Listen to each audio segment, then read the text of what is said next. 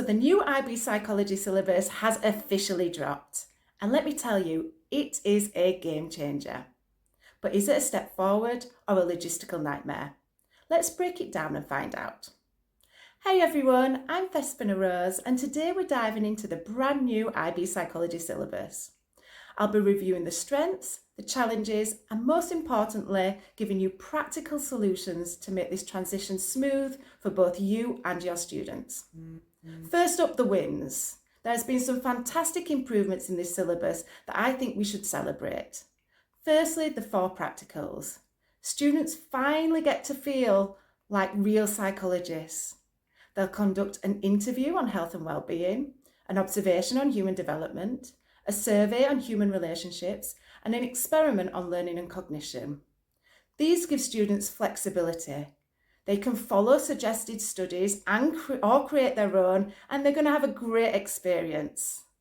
The questions on the practicals in paper 2 also seem pretty fair.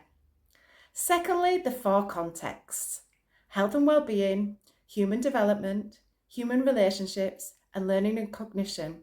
We're provided with a clear direction which still allows us some choice.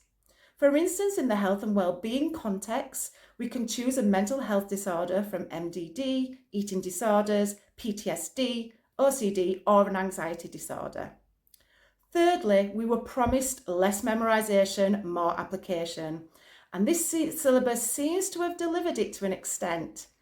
The stimulus-based question in paper 2 and the resource booklet for paper 3 reduce the pressure on students to memorise every detail of a study.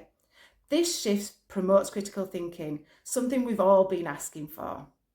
Finally, no more long essays. Let's be real, students didn't like them. The new format allows for more structured, concise responses without compromising depth. Now, despite these welcome changes, it's not all smooth sailing. There are some tricky areas, but don't worry, I've got solutions. The first problem I've heard a lot today is that the new syllabus is overly complicated.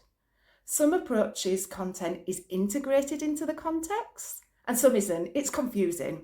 So what's the solution? Well, the solution is my mapping document linked to the video below.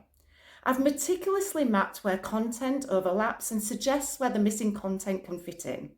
This can help guide you for planning your lessons, or make it even easier on yourself and grab my Psych Stunners. These are presentations that are fully structured, visually stunning, fun, interactive, and syllabus focused. Free samples are linked in the info below. The second major issue is timing, and specifically how standard level students are going to fit it all in. It seems that standard level students must learn everything, even though they don't sit paper 3. But how can they do this in only 150 hours? The solution is careful planning.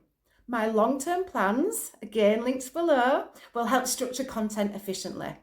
Flipped learning will be key, along with targeted assessments outside of the classroom. Use my plans, adapt them to fit your teaching style, and let's work together so that we're not all creating everything from scratch. Lastly, the data interpretation content. Maths anxiety is real. Many students and teachers fear the quantitative side of psychology. My solution is to break the list of data analysis tools down into manageable lessons. I'll be creating Psych Stunners on this, so stay tuned. But remember, practice makes perfect. Incorporate data regularly into your lessons and model a positive attitude towards them. Because if you love data, or at least pretend to, your students will do too, and that's half the battle. It's been an exciting but busy time digesting the new syllabus. Now it's here. Overall, I believe it has huge potential to make IB Psychology even more engaging, practical, and student-friendly. Yes, there are challenges, but with the right planning and resources, we can make this transition seamless and stress-free. To keep getting support, subscribe to my YouTube channel and to my website. Let's connect and collaborate to make this new syllabus work for us and not against us. Thanks for listening, and see you in the next video.